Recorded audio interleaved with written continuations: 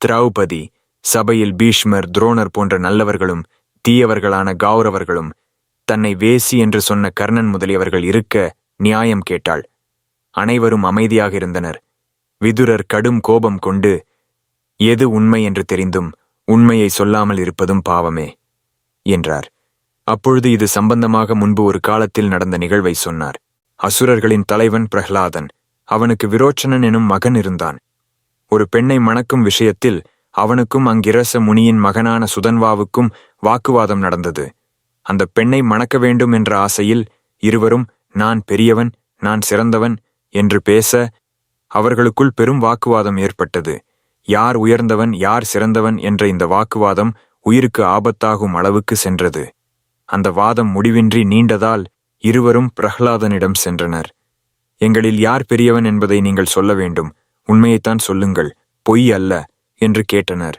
அவர்களிடையே ஏற்பட்ட கடுமையான வாதத்தைக் கண்டு பிரஹ்லாதன் உண்மையை சொல்ல தயங்கிக் கொண்டே அங்கிரச முனியின் மகனான சுதன்வாவை பார்த்தார். உண்மையை சொல்லாமல் அமைதியாக இருக்கும் பிரஹ்லாதனை சுதன்வா கோபத்தால் எரியும் அக்னியாய் இவ்வாறு கூறினான். பிரஹ்லாதா, நீங்கள் பொய் சொன்னால் அல்லது அமைதியாக இருந்தாலும் வஜ்ராயுதம் ஏந்திய இந்திரன் உன் தலையை 100 துண்டாக உடைப்பான் என்று சுதன்வா கூறினான். அந்த கடும் வார்த்தைகள் கேட்டதும் பிரஹ்லாதன் நடுங்கி அஸ்வத்தமரத்தின் இலை போல அதிர்ந்தார். அவர் கஷ்யப முனிவரைச் சந்தித்து ஆலோசனை கேட்கச் சென்றார். பிரஹ்லாதன் கூறினான், பகவானே, நீங்கள் தேவர்களுக்கும் அசுரர்களுக்கும் உரிய தர்மத்தை அறிவீர்கள். இப்போது ஒரு கடினமான தர்ம சங்கடத்தை கேட்கப் போகிறேன். அதை கவனமாக கேளும். ஒருவன் கேள்வி கேட்டபோது உண்மையைச் சொல்லாமல் அமைதியாக இருந்தாலும் அல்லது பொய்யாகச் சொன்னாலும் அவனுக்கு எத்தகைய பலன் கிடைக்கும்? அதை எனக்குச் சொல்லுங்கள்.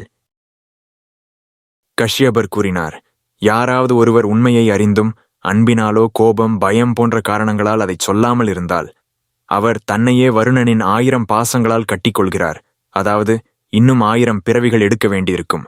நடந்ததை சாட்சியாக இருந்து பார்த்தும் உண்மையை மறைப்பவரும் அதேபோல் வருணனின் 1000 பாசங்களால் தன்னை பிணைத்துக் கொள்கிறார். அதாவது இன்னும் 1000 பிறவிகள் எடுக்க வேண்டியிருக்கும். இப்படி கிடைக்கும் ஒவ்வொரு பிறவியும் அல்ப ஆயுசாக ஒரே வருடத்தில் முடியும். எனவே உண்மையை அறிந்தவன் உண்மையை தைரியமாகச் சொல்ல வேண்டும். உண்மையை பேசுவதால் மட்டுமே மறுபிறவிகள் ஏற்படாமல் இருக்கும். ஒரு இடத்தில் தர்மம் மறைக்கப்பட்டால் அந்த இடத்தில் அமைதியாக இருப்பவர்களும் தர்மத்தை பேசாமல் இருந்தால் பாவத்திற்கு தண்டிக்கப்படுவார்கள். அதர்மம் செய்தவனுக்கு பாவத்தின் அரை பங்கு, அதர்மம் செய்கிறான் என்று பார்த்தும் கண்டிக்காதவர்களுக்கும் பாவத்தில் ஒரு பங்கு சேரும். ஆனால் தவறு நடக்கும்போது பிழையை வெளிப்படையாக கண்டித்தால் பாவத்திலிருந்து விடுபடலாம். பிரஹ்லாதா, உண்மையை சொல் என்று கேட்ட பிறகும் பொய் சொல்லும் மனிதர்கள் தங்களது 7 தலைமுறைகளின் புண்ணியங்களையும் நாசம் செய்கிறார்கள்.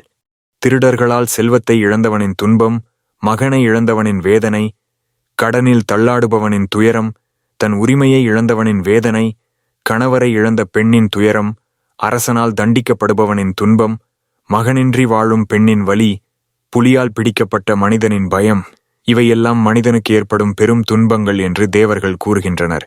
இந்த அனைத்து துன்பங்களும் உண்மையை அறிந்தும் பொய் பேசுபவர்களை தாக்கும். உண்மை என்ன என்று பார்த்தவராக இருந்தாலும் கேட்டவராக இருந்தாலும் அதே துன்பங்களை அடைவார்கள். எனவே உண்மையைச் சொல்லும் சாட்சிக்கு தர்மமும் பொருளும் குறையாது. இவ்வாறு கஷ்யபரிடமிருந்து கேட்ட பிரஹ்லாதன் தன் மகனை நோக்கி பேசினார். விரோச்சனா, சுதன்வா உன்னை விட மேன்மையானவன். அவன் தந்தையான அங்கிரசும் என்னை விட பெரியவர். நீ எதிர்த்த சுதன்வா உனக்கு தலைவனாக இருக்கிறான். சுதன்வா கூறினான், பிரஹ்லாதா, நீங்கள் மகன் என்ற பாசத்தை விட்டு தர்மத்தின் பக்கத்தில் நின்றீர்கள். அதனால் உன் மகனை மன்னிக்கிறேன். அவன் 100 ஆண்டுகள் சுகமாக வாழ்வான். விதுரர் கூறினார், இந்த அஸ்தினாபுரம் சபையில் உள்ள அனைவரும் இந்த கதையின் உயர்ந்த தர்மத்தை இப்பொழுது அறிந்திருப்பீர்கள். உண்மையை அறிந்தும் உண்மையை சொல்லாமல் அமைதியாக இருப்பது பொய்யை பேசுவதைப் போல பாவமாகும். உண்மையை பேசுவதை விட மேலான தர்மம் எது இருக்க முடியும்? இவ்வாறு பீஷ்மர், துரோணர் அனைவரையும் பார்த்து திரௌபதிக்கு பதில் சொல்லுங்கள் என்று சபையில் கர்ஜித்தார் விதுரர்.